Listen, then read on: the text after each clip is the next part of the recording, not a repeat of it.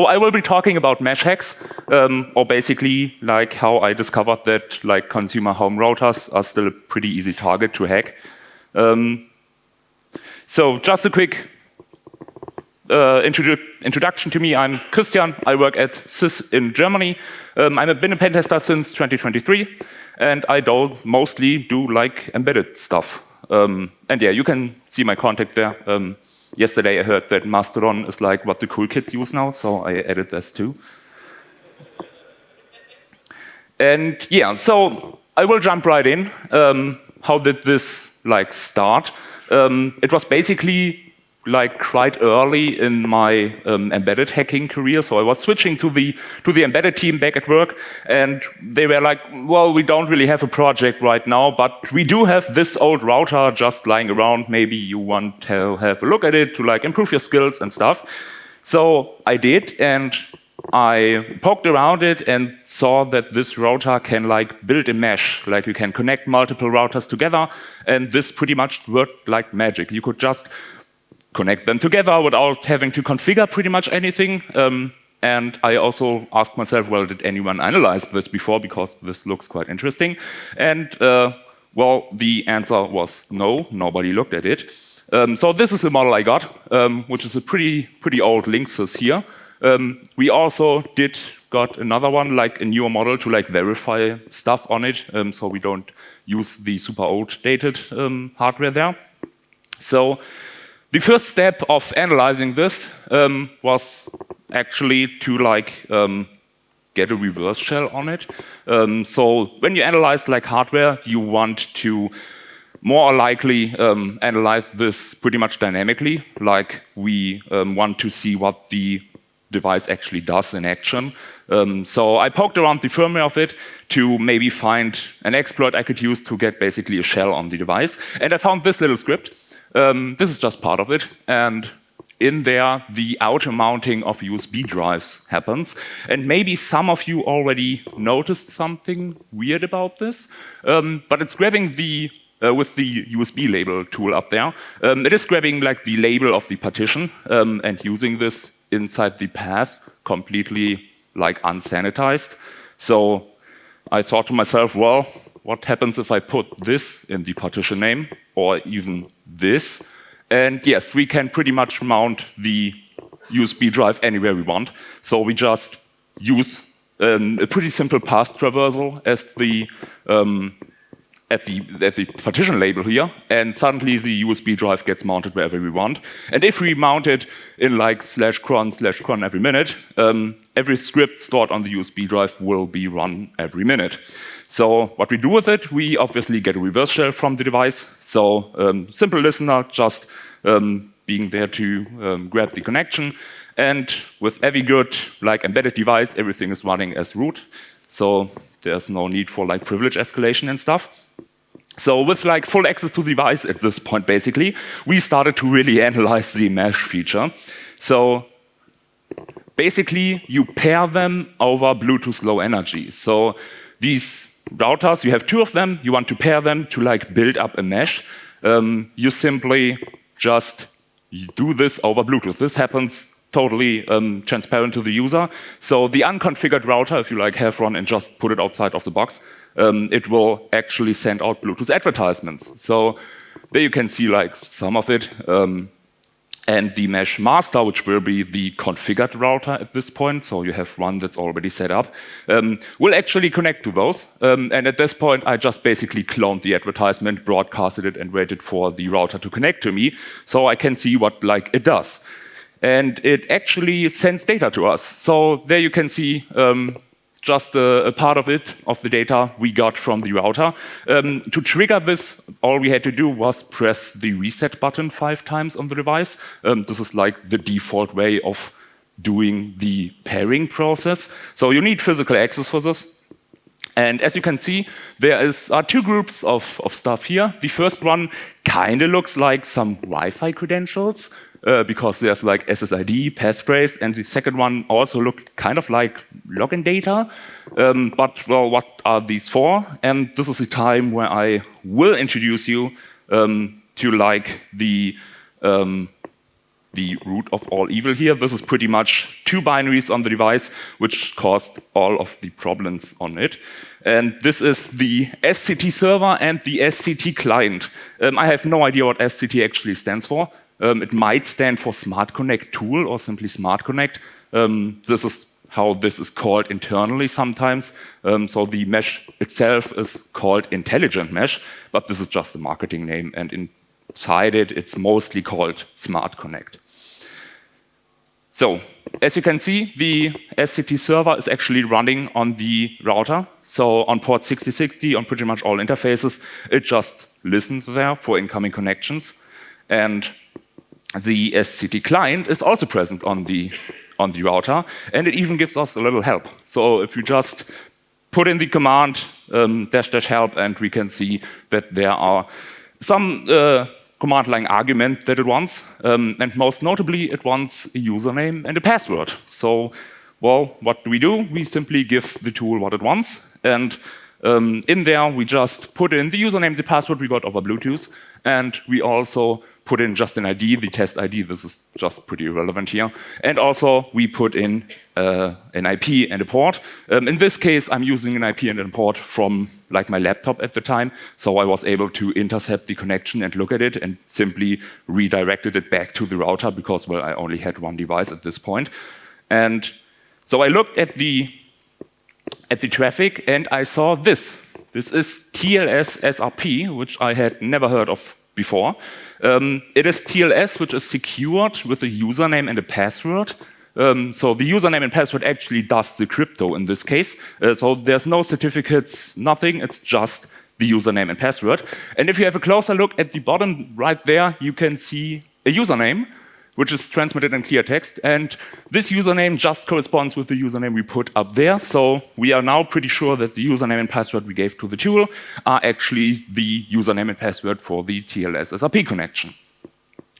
So because TLS SRP is pretty unknown, I would say, and nobody has touched it whatsoever. There's like no tool for it to like machine in the middle, because all the tools just use the certificates, for example. So I had to write my own. This is just a really ugly program, which I wrote in C, and I don't know C at all. But I had to somehow get this interception working. So this tool basically terminates the TLS connection and builds a new connection to the target, and simply is able to decrypt the traffic in between because, well, in this case, the username and password is known. So it just simply displays what is sent basically over the network.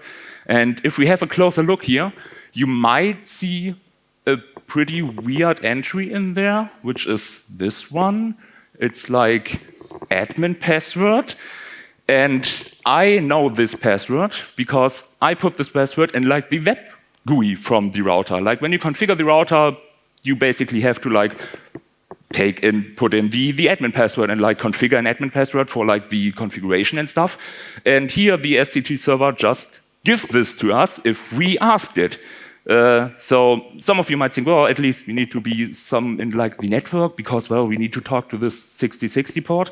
But no, we got the Wi-Fi credentials before over Bluetooth, and this is actually real Wi-Fi credentials. So there is a hidden network where we can connect to, and we can reach the port 6060. And we actually have our first advisory here because, well, I only need physical access, and if I have physical access, I can just write a simple tool which connects over Bluetooth. I have to press the button 5 times, and we get pretty much all the data of the router that we want. And there you can also see the admin password again. You can also see like Wi-Fi credentials. These are the proper Wi-Fi credentials of the router. But this is pretty normal, I would say, in like router configuration stuff, at least for like home devices, because, well, the second one would have to know the password to like rebroadcast it again. So you can like extend the mesh. But yeah, this is the first advisory I got. But as we all know, physical access is pretty lame. And we want to have an exploit that works without physical access because these are way cooler. So the same attack doesn't work over just LAN because, well, we don't have the TLS SRP connections. We only get them over Bluetooth. So there is like no way to access this at this point. but the SCT server is actually reachable over LAN. So you saw before, it is listening on every interface, so we can actually reach it. So I took a look at the binary, just threw it into Ghidra and have a look around, and I found out that it actually does not really do the validation of the username and password itself. It hands it off to a little script there, smcdb_auth, and this will do the password verification stuff. So we look at the script in there. This is just, again, part of it, and there you can see that this is pretty much divided into two parts. The first 6 lines check the username for invalid characters and just returns, there you can see invalid characters. And the last 3 lines retrieve this password from a database using SQL. There's like an SQLite database stored on the device where like the TLS SAP connections and credentials are stored. And if we have a closer look, maybe some of you already notice the problem in line 2, because it is using grep to check if the username matches the regex, but grep works line-based. So the actual description would be that the first 6 lines check if any line of the username contain valid characters. And if that's the case, I can simply do an SQL injection at that point by simply putting in a new line character, having the first character just an A, so that's valid to the script, and the second one is just SQL. And I did a little insert statement here to just put in credentials into the database, and in the next step, well, we can exploit the same vulnerability again, because we can just create our own credentials in the database, then the credentials are known, and then we can connect again. And maybe some of you already noticed another problem with this, which is this part right here. Like if you look at it, how it calls the script, it basically uses printf to construct this string, this command. The param1 is the username here, by the way, and then calls popen on it. So there's not only a SQL injection in there, but there's also a command injection in the username. So we can simply insert a semicolon and have root access directly on the device without even like inserting our own credentials at that point. And yeah, well, it runs as root like everything else. But there's a problem with this. This is already fixed in newer versions. This was a problem in the old one we got. Newer models already have fixed that, have addressed it. They're now doing it correctly. So what is the solution for this? Obviously, we need another code execution. So I looked again at the communication there and noticed that when the communication is started with like this weird TCP 6060 protocol, there's a sync request. So the client does a sync request to the device. And while I thought, is there anything else than a sync request? And there's also update, and we can put in stuff and some data, and this actually updates stuff on the device. So there's this sysconfig tool, which is basically a key value store on the device, and the update request basically updates that. And there's another script, which lives in the cron every minute folder again, where this one takes some of these key value variables and sets them as environment variables for the script, but the way it does it is using eval. So eval never ends well, and this is the case here too. So basically, we can put in the exact same payload as before and have command execution on the device. For this, we need the SQL injection because, well, we would need to have proper TLS SAP credentials at this time. But, well, there's the next code execution. This could have been the end, but it isn't. So everything was finished at this point. This was a week maybe of poking around, and I did manage to get like the advisories ready to report them to Linksys and everything, and to do the proof of concepts, I simply went back on the router to get some data and everything, and I ran one more command I hadn't ran before, which is this one, IP tables. I just listed the firewall rules, and I noticed these 4, and I kind of looked like this at them, because especially this line kind of freaked me out. If you look at them a bit more precise, you will see that it basically allows incoming traffic on the WAN interface, which is ETH0 in this case, if the traffic originates from TCP port 5222, no matter what, it just accepts it. But at this time, I thought, well, I might have overlooked something because, well, this would be pretty dangerous. And so I thought, well, there might be some other things blocking it or stuff like this. But this was pretty easy to check.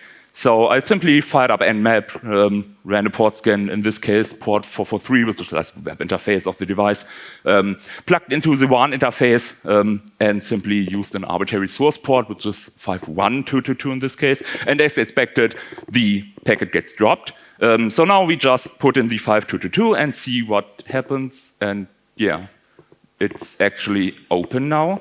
So to make this a bit more clear, this allows us to use all of the previously shown exploits that work over like the TCP 6060 protocol over the internet now, basically unauthenticated, because we can, well, just insert our own credentials with SQL in there.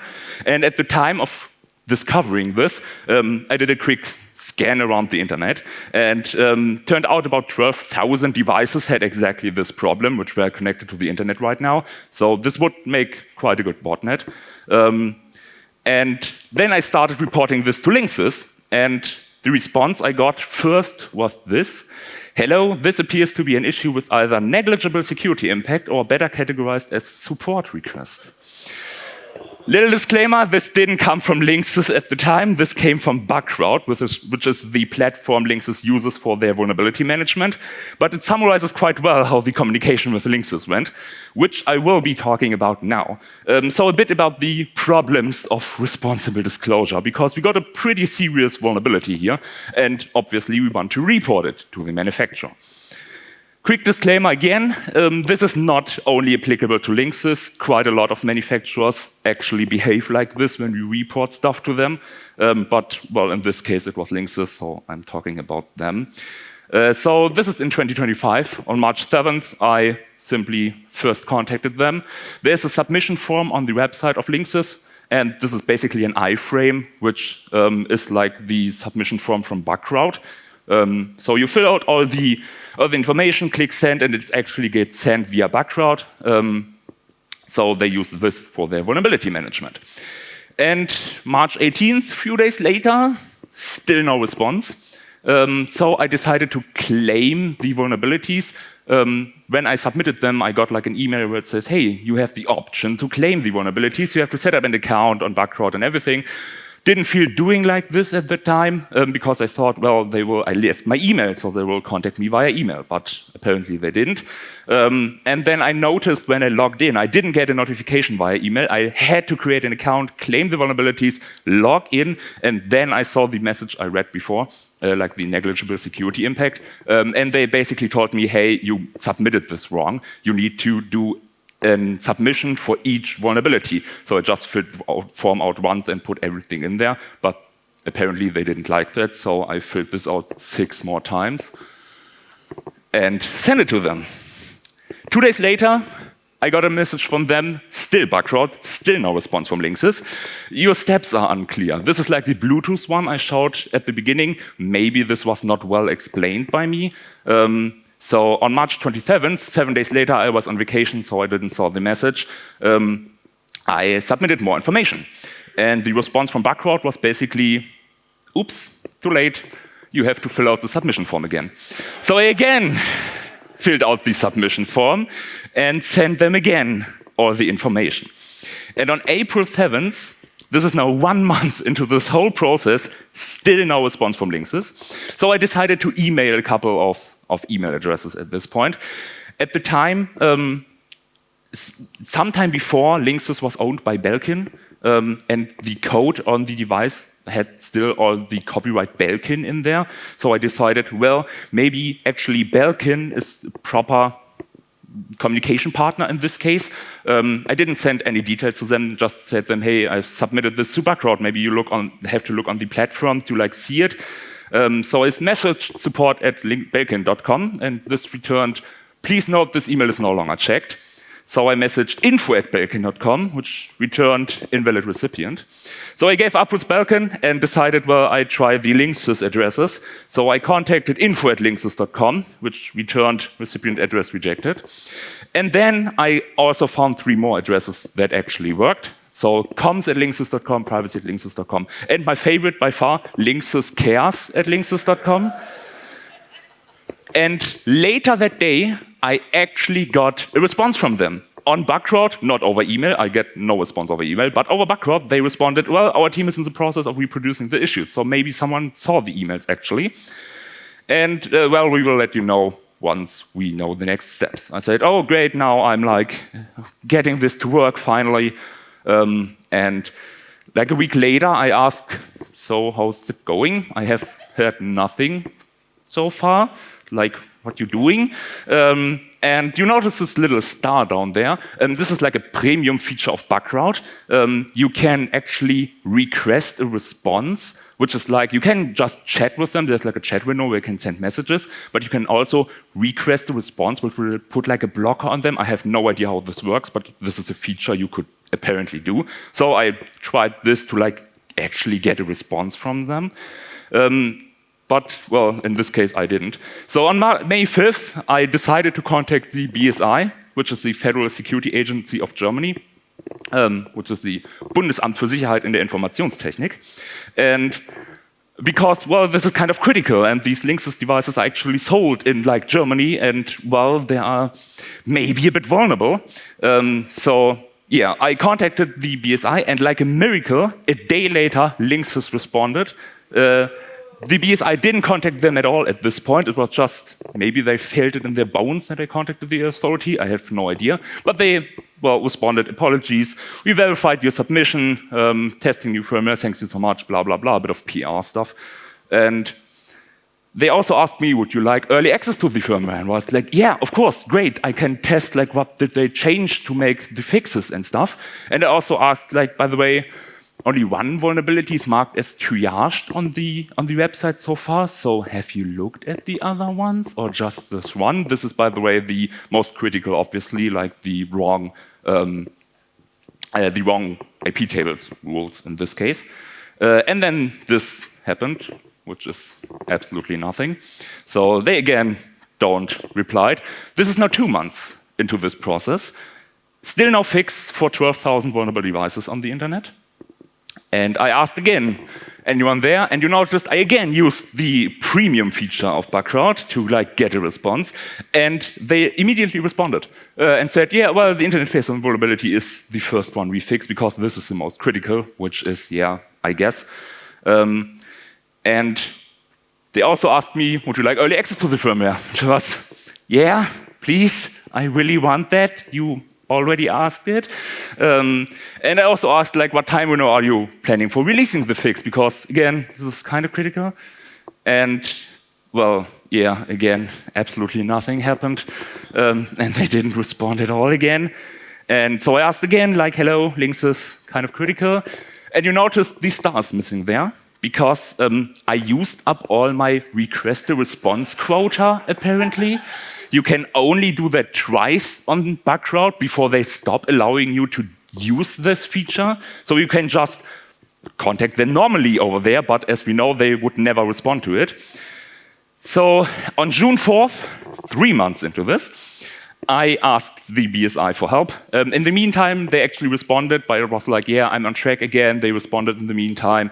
I'm kind of working it out here and basically left them on hold. But now I'm just asking the BSI, please help. I have no idea what I should do. And this was what I imagined would happen. And they actually contacted them. So they wrote an email to them, and this time they actually responded to the email. So a few days later, I got an email from an actual person at Linksys, which was, we will be releasing a fix later this week. And once the rollout is complete, we will have a look at the other vulnerabilities. I was like, oh, so you haven't even looked at the other ones so far? This is now 3.5 months into this. And they also said, yeah, well, except the Bluetooth one, that's a feature, not a bug. We don't fix that at all. And what I found quite funny at this time was the email, the BSI message also comments, privacy, like the emails I shown before. And in the response from Linksys, they immediately put Linksys legal in the CC of the mail to be really sure here. And yeah, well, I then responded, obviously, well, thanks for the info, but by the way, did you just remove the firewall and this took you 3.5 months? Or is this an actual fix of the vulnerabilities?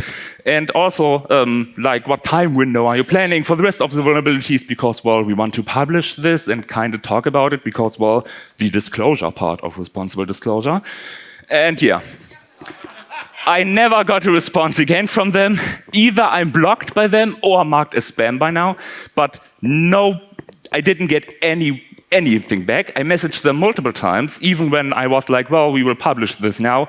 No response whatsoever. So the end of the story is that I published 6 vulnerabilities, 5 of them completely unpatched, 3 RCEs.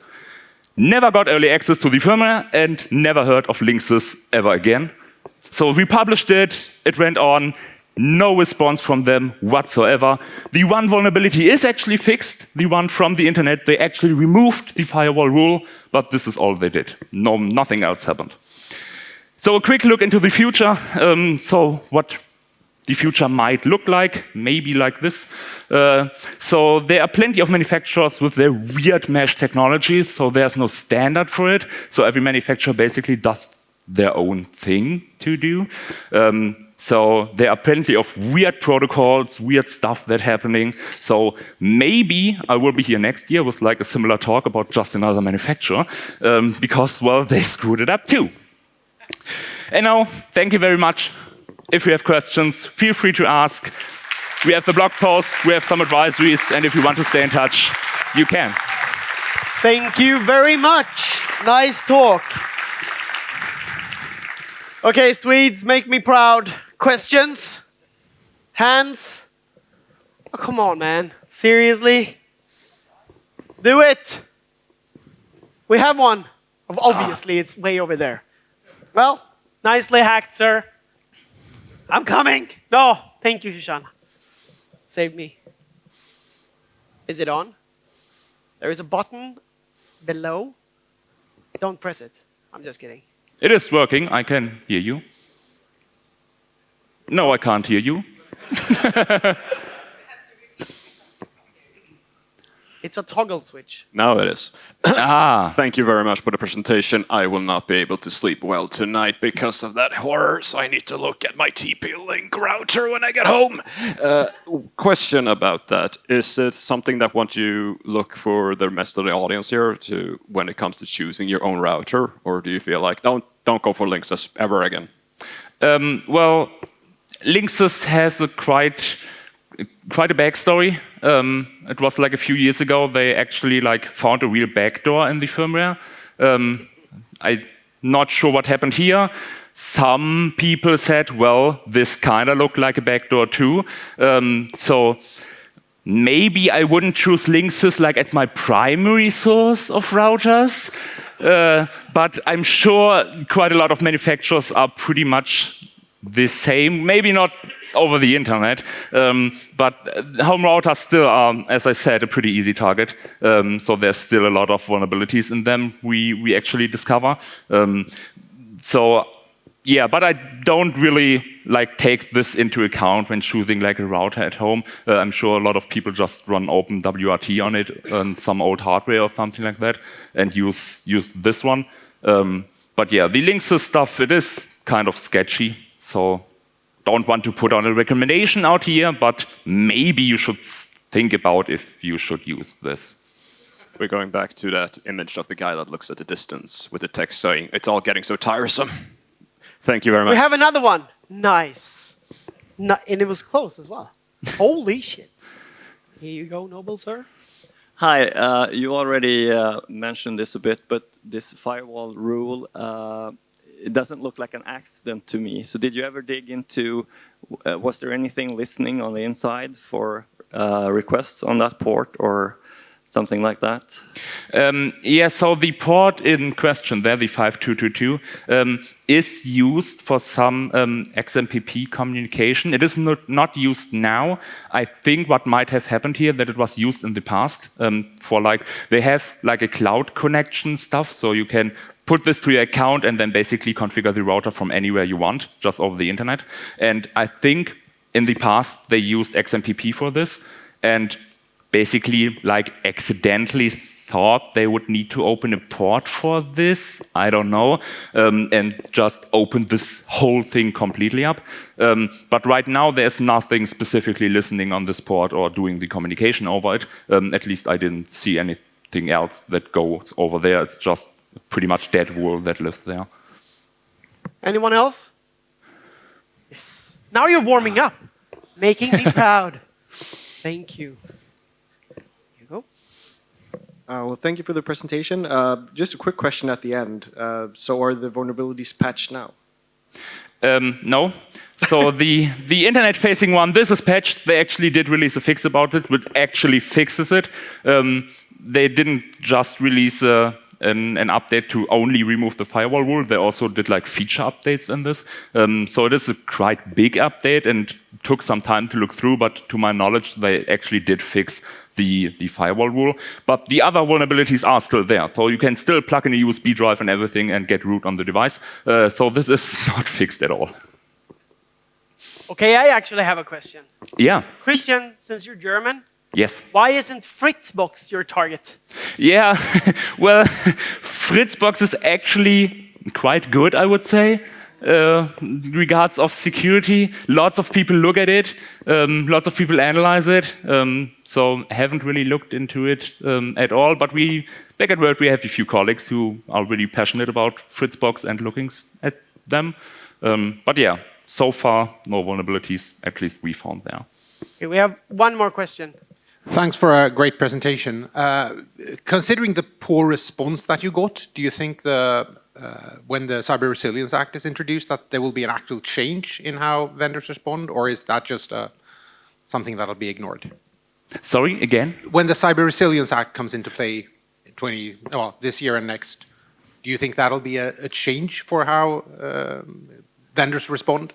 Yeah, well, I absolutely hope so, but I'm not so sure about it.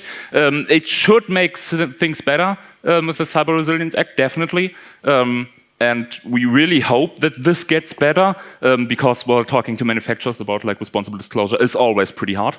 But I really hope it gets better, but I really don't know if this actually happens. So we will see, we have to look, but hopefully it will actually get a lot better than this.